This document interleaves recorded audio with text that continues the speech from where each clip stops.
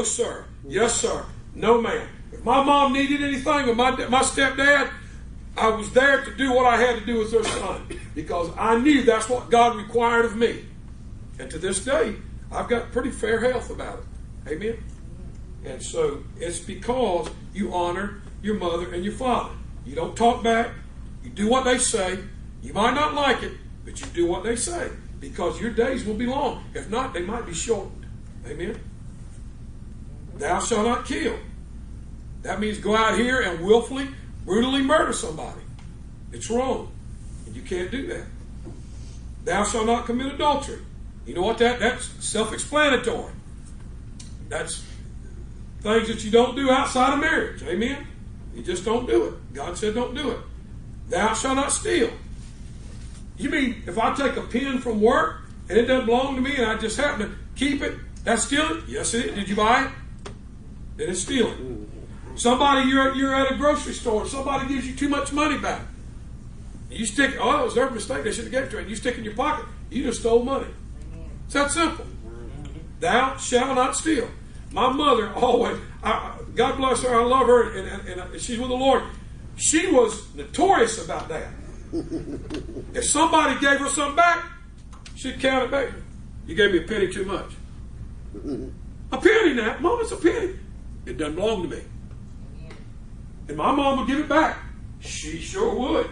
Or if she'd go in and buy, say, she'd go through a drive-in window and she'd say, give me 2 hamburgers and 2 French fries and 2 Cokes. And they popped the extra 3rd hamburger in. She saw it. She'd go through the bag. She saw it. She'd drive right back around. Go in and say, you gave me 1 hamburger too much. And most of y'all, probably me, eat that thing and keep getting it. My mother wouldn't do it, boy. My mom would slap you right upside your head. Amen? It's stealing. You see? Even the littlest of things are stealing. Thou shalt not borrow. Hey, here's a good one. Thou shalt not bear false witness against thy neighbor. False witness. Saying things that ain't true. Talking about them. God said, don't do that. Don't do that. Bear false witness against our neighbor. Don't do that. Amen.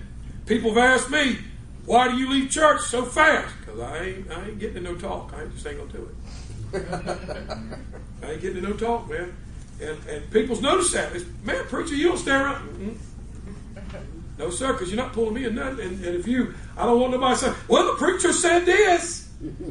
Because I'm a target anyhow. Amen. So I'm trying to stay out of the crosshairs. Amen. You know, people say, did you hear about so and so? No, they ain't told me. I don't want to know nothing about it. They want me to know, they'll tell me. That's why I go home and I stay in my house. I don't say nothing to nobody. You know why?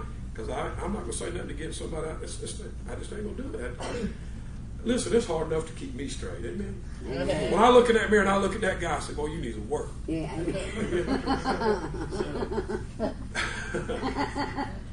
Thou shalt not covet thy neighbor's house.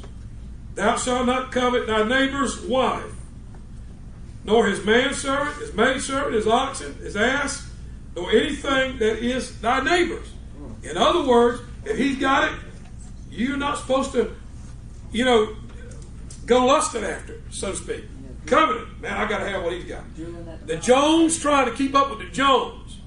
If you get a bigger house and a better car and everything that I got, God bless you. Amen. Amen. I hope you always do well. I don't have a problem with that. You know why? Because, let me tell you something. It's not about you know the old saying, keeping up with the Joneses. Keep up with the Joneses. Gotta pay the Joneses' bills too. And I remember my stepdad, he loved cars. And every 6 months he'd go trade a car and get a brand new one. My mom used to come home from work and get a brand new car. My mom gets so mad. It got so bad that the neighbors started saying, hey, the McDaniels done got another new car. And I said, boy, ain't those nice. Every time I turn around and get in the car. And my mom used to get so mad about that thing, boy. She used to get so mad about that thing. I mean, it would literally wear out. Now, let's get to the Constitution. Amen. I want to get to this because it's so important. I want to read you some things that our forefathers had written some quotes from them. Amen. You won't have these in your Constitution. I have these, but we'll get to the things that you do have. Thomas Jefferson was one of the most outspoken of all of the forefathers. And he liked to put it just straight out there. He didn't care. He wrote this, Thomas Jefferson wrote this: to preserve our independence, we must not let our rulers load us with perpetual debt. I am for a government rigorously frugal and simple. What Thomas Jefferson was saying is, we should not, as a people, allow our government to load us down with debt. What have they done? Absolutely. We're trillions of dollars in debt, and we're giving millions and billions of dollars to our enemy. I hope you're filming this, and I want this out on the internet. Thomas Jefferson, one of our forefathers, said we should never as a people allow that. Never. Benjamin Franklin wrote, only a virtuous people are capable of freedom. As nations become corrupt and vicious, they have more need of masters. Only a virtuous people. When we were a nation that loved God and honored God, and God was allowed in our schools and in our courthouses and in our colleges, we were a virtuous people. We were a better nation than we are today. Look at our nation today. Look at it today. We're in bad shape. That was from Benjamin Franklin. John Adams. Our Constitution was made only for a moral and religious people. It is wholly inadequate to the government of any other. So our Constitution was framed for a religious and a virtuous people. To any other, it's no good. What is the other doing today? They're doing away with God in our colleges, our schools, and our buildings, everywhere you go. Why? Because they're trying to do away with our Constitution because it is for a virtuous and a free people. Amen.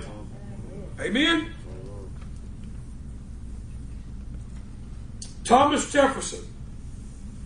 All tyranny needs to gain a foothold is for people of good conscience to remain silent. Does that sound familiar? So many people today have remained silent. Remain silent. Let me tell you, folks, it's time for God's people to stand up. Our Constitution and our Bible, this nation was founded upon that very thing. That's right, praise God. James Madison. A well-instructed people alone can be permanently a free people. Well-instructed can be a free people. They get in trouble, but I will speak.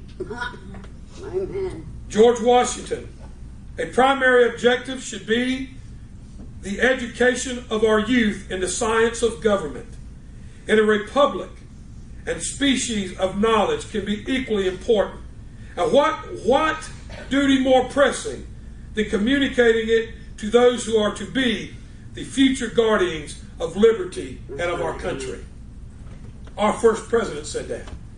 That to educate our young people, to let them know that freedom and liberty cost.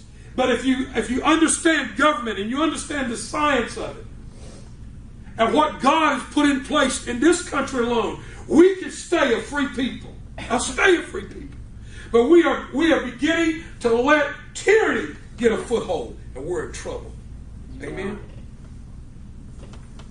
Constitution of the United States, we the people of the United States, in order to form a more perfect union, establish justice, ensure domestic tranquility, provide for the common defense, promote the general welfare, and secure the blessings of liberty to ourselves and our posterity, to ordain and establish this Constitution of the United States of America.